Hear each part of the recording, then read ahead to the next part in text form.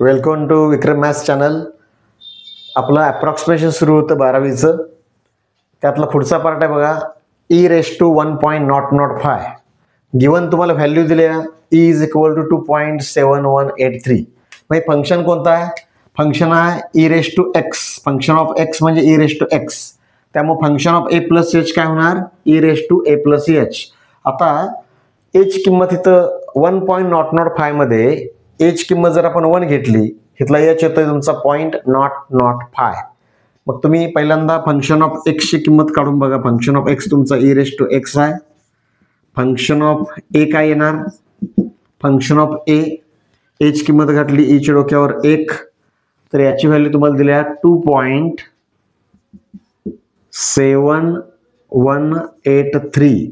ह्याच्या समोरच तुम्हाला बोललो तुम्ही मागच्या वेळी की fx ची डेरिव्हेटिव्ह त्या समोरच काढा. f' ची किंमत e⁻x ची डेरिव्हेटिव्ह असते e⁻x.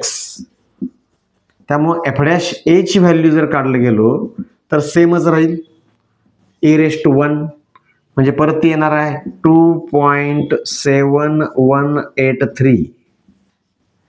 फॉर्म्युला काय सांगितला होता? Formula function of a plus h is approximately equal to fa plus h into f'(a). हा फॉर्म्युला आहे. ह्यात किमती घाला. fa ची किंमत आली 2.7183. h किती आहे? 0.005 इंटू 2.7183. आता ह्याला गुणायचं, मल्टिप्लाय करा. काय होईल बघा इथं 2.7183 मध्ये ह्याला 5 न मल्टिप्लाय करायचं आहे. 5 त्रिक 15, हाच्या 1 येईल, 45 41, हाच्या 4 येईल, 5 एके 5, 5 आणि 4 9 येईल, 5 7 35 35, त्यातलं 5 येईल, राहिलं 3 आणि 5 2 10 आणि 3 13. पण डेसिमल पॉईंट बघा काय आला पाहिजे 1 2 3. तर तुमचं 1 1 2 3 4 हे 4 आणि हे 1 2 3 7, इकडून 7 घरे या 1 2 3 4 5 6 अनेक यायला पाहिजे. एवढा तुमचा येईल पॉईंट.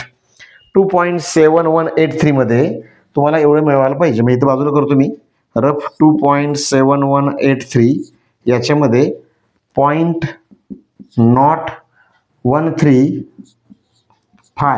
आता बघा 59 म्हणजे जवळ तुम्ही 6 घेऊ शकताय, चालतंय. म्हणजे पुढचे डिजिट नाही घेतले चालतील 15.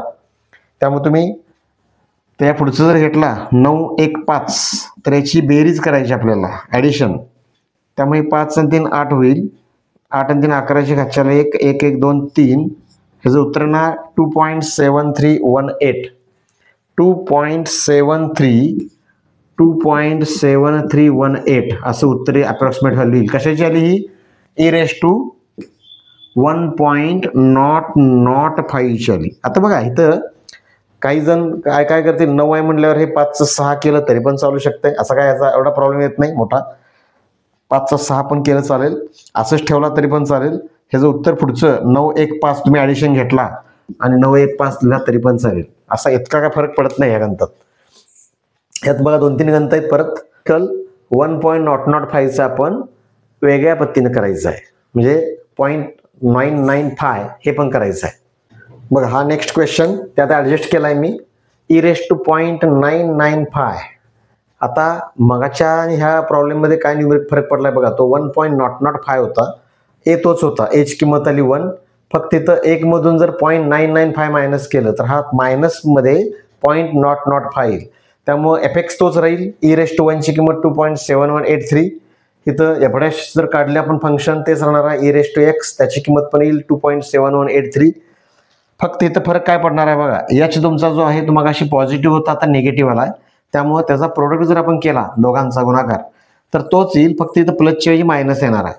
आणि हे 0.0135915 प्रिव्हियस एक्झाम्पलमध्ये आपण ठेवलं होतं 15. आता काढून टाका, चालतंय. 59 तुम्ही ठेवला जर 1359 एवढं जर ठेवला 0.1359 एवढंच जरी घेतला तरी पण इथं काय करायला पाहिजे बघा, 2.71830 मधून आपण 0.01359 वजा करायचा आहे. त्यामुळे काय होईल, 10 मधनं 9 गेलं राहिलं 1, इकडे हातच्या घ्या एक्स्ट्रा, 13तनं 6 गेलं राहिले 7, परत एक्स्ट्रा हातच्या घ्या, 8तनं 4 गेले 4, 1 × 1 -1 0, हा 7 आणि 2, ह्याचा आन्सर किती येईल 2.70471. म्हणजे दोन्ही प्रश्न टेक्स्टबुकमध्ये आहेत आपल्या, एक सॉल्व्ह करून दिला आहे आणि हा तुम्हाला एक्झाम सोडवायला दिलेला आहे. हे तुम्हाला होमवर्क दिलंय मी. e⁻².1 मध्ये ह्याची व्हॅल्यू e² तुम्हाला दिल्या 7.389. तुम्ही ए घ्यायचं 2, 2 आणि याची घ्यायचं 0.1, याची घ्यायचं 0.1 आणि त्याचा आन्सर तुमचं 8.1279 येईल. ह्याचे 3-4 एक्झाम्पल ह्या टाईपचे आहेत. बघा नेक्स्ट क्वेश्चन बघूया आपण, टॅन इनव्हर्स मध्ये येऊया. Tan inverse 0.999. आता ह्यात सुद्धा म्हणजे टॅन इनव्हर्सची आणि कॉट इनव्हर्सची अशी वेगवेगळी गणित आहेत. आन्सर जवळजवळ सगळ्यांचं एकसारखंच येईल. तर इथलं फंक्शन तुमचं काय सांगितलंय, फंक्शन ऑफ एक्स जे आहे त्या tan of inverse of x. H value किती घ्यायला पाहिजे, हे आता 1 ला जवळ आहे. ए जर 1 घेतला तर एच तुमचा 1 मधून, ह्या 1 मधून 0.999 मायनस करा, किती राहील बघा, हे 1, 10 गेलं 1 राहिलं, 0.001 येईलच उत्तर, 0.001. त्यामुळे हे जर आपण -0.001 जर घेतलो तर या दोघांची बेरीज 1 मध्ये जर 0.001 जर ऍड केलं मायनस, तर हे 0.999 राहते. तर याच्यावरनं आपण किंमत पहिला काढूया. fx is equal to tan inverse x, fa म्हणजे टॅन इनव्हर्स 1 कुणाचा 1 येतोय, टॅन π/4चा येतोय. त्यामुळे याचा आन्सर आलं तुमचं π/4. आता काही ठिकाणी हे जे उल्लेख पायची किंमत 3.14 पण घेऊन करता येतं, काही ठिकाणी असंच ठेवलं, हे π/4 असंच ठेवा. याची डेरिव्हेटिव्ह काय होईल, फंक्शन ऑफ एक्सची डेरिव्हेटिव्ह म्हणजे टॅन इनव्हर्स एक्सची डेरिव्हेटिव्ह काय असते, टॅन इनव्हर्सची 1/1 + x², 1/1 + x². कॉट असेल तर ते मायनस होत आहे. त्याच्यानंतर f'(a) ची व्हॅल्यू काढायचं. f'(a) ची व्हॅल्यू काय येणार, 1 किंमत ठेवली आपण, 1 किंमत ठेवल्या तर 1/1 + 1² होईल. म्हणजेच काय झालं, हे 1/1² 1 आणि 1 2, 1/2 म्हणजे 0.5. फॉर्म्युला वापरा, function of a + h is approximately equal to fa + h × f'(a). ह्याच्यामध्ये जर व्हॅल्यू घातली काय होईल सांगा, अप्रॉक्सिमेटली fa ची व्हॅल्यू आली ती π/4 प्लस याची व्हॅल्यू होती -0.001, त्याला 1/2 न मल्टिप्लाय करायचं आपल्याला. म्हणजे किती होणार, π/4 प्लसचं मी मायनसच करतो, इथं मायनस असल्यामुळे मायनसच करतो. ह्याला 2 न डिवाइड करा, परत ह्याला 2 न डिवाइड करायचं आहे, किती येणार 0 0 परत 0 आणि 2×5 = 10 म्हणजे 5. त्यामुळे असंच उत्तर राहील. ह्याच्या पुढे तुम्ही काय करायची गरज नाही आहे. π/4 - 0.0005 इथलं का वाढला, 1 1 भाग जात नाही त्यामुळे 0 घेतलाय. सेम क्वेश्चन आपल्याला आता उलटा करता येईल. मी दोन्ही दिलं तुम्हाला पुस्तकामध्ये, हा पण दिला आणि तो पण दिलेला आहे. तर आणि टॅनचं रूपांतर कॉटमध्ये पण करता येते, कॉट इनव्हर्समध्ये. तर हे लिहून घ्या. ओल्ड बुकमध्ये जुन्या सिलेबसला ऑक्टोबर 2013ला हा क्वेश्चन विचारला होता, टॅन इनव्हर्स ऑफ 1.001. आता हा आणि मगाचा एकसारखाच आहे, सेम आहे, यात काही फरक नाही आहे. फक्त इथं ए ची व्हॅल्यू आपण ए घेतली होती 1, इथं मगाशी मायनस घेतलं होतं तर प्लस घ्या 0.001. त्यामुळे इथं काही फरक पडणार नाही, या गणितामध्ये सेमच येईल. π/4 इकडची 1/2 किंमत आली, इथं याची आपण मायनस होता तो प्लस घेतला, त्यामुळे याचं उत्तर मायनसच्या ऐवजी π/4 प्लस 0.0005 येईल. इतकं सोपं आहे. आणि तुम्ही सबस्क्राईब करायला विसरू नका, लाईक करायला विसरू नका, शेअर करायला विसरू नका. तुमचे काय असतील शंका ते मला कॉमेंटमध्ये टाका. पुढचा क्वेश्चन आहे कॉट इनव्हर्स ऑफ 0.999. म्हणजे ह्याच्या अगोदर जे घेतलं होतं टॅन इनव्हर्स 0.999 त्याचा हा मावशीचा मुलगा नाहीच.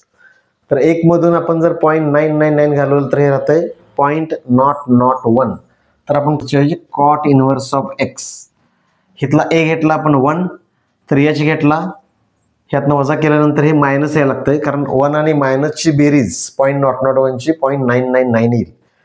कॉट इनव्हर्स एक्स काय होणार, कॉट इनव्हर्स 1, टॅन इनव्हर्स 1 आणि कॉट इनव्हर्स 1 एकच असतोय, π/4 45 डिग्री अँगल येईल हा. याची डेरिव्हेटिव्ह काढलं गेलं तर काय होणार, टॅन इनव्हर्सला 1/1 प्लस एक्स स्क्वेअर असतंय, कॉट इनव्हर्सला -1/1 प्लस एक्स स्क्वेअर होणार. त्यामुळे इथं मायनस चिन्ह येईल, तर मायनस चिन्ह येईल. याची एवढ्याच एच किंमत आपण जर घातली प्रिव्हियस एक्झाम्पल सारखी तर 1 आणि 1चा स्क्वेअर म्हणजे झाला 1/2. हा फॉर्म्युला अप्रॉक्सिमेशनचा. तर एफ एच व्हॅल्यू इथली आली ती π/4, इथला मायनस एच किंमत -0.001 आणि पुढं परत याची एवढ्याची किंमत ती आली इथली -1/2. यापूर्वीच्या 2 उदाहरणामध्ये ती प्लस होती तर मायनस झाली. आता हा मायनस इथला मायनस झाला प्लस आणि परत 0.001ला आपण 1/2 ने डिवाइड केलो तर आन्सर येईल 0.0005. हा सगळ्यात सोपा भाग आहे. आणि तुमच्या काय कमेंट्स असतील तर मला नक्की त्या शेअर करा. विक्रम मॅथ्स चॅनलला तुम्ही म्हणजे कमी कालावधीमध्ये जास्त सबस्क्राईब आपले वाढलेले आहेत. तर तुमच्या काय शंका असतील जरूर त्यावर पाठवा.